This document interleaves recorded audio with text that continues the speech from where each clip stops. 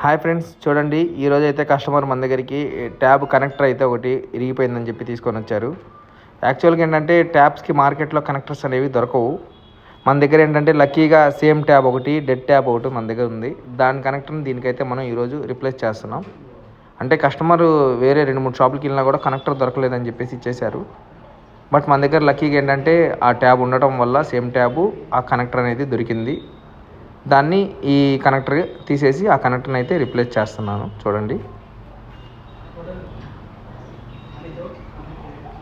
చూడండి కనెక్టర్ అయితే తీసాం. నీట్గా మనం క్లీనింగ్ అయితే చేసుకుంటున్నాం.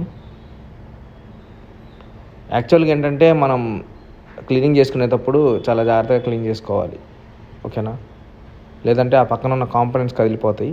దానివల్ల ఏంటంటే మనకి గ్రాఫిక్ అనేది రాదు, ఓకేనా? పక్కన ఎఫ్ఎల్స్ ఉంటాయి. ఆ ఎఫ్ఎల్స్ కదిలిపోతే మనకి గ్రాఫిక్ అనేది రాదు.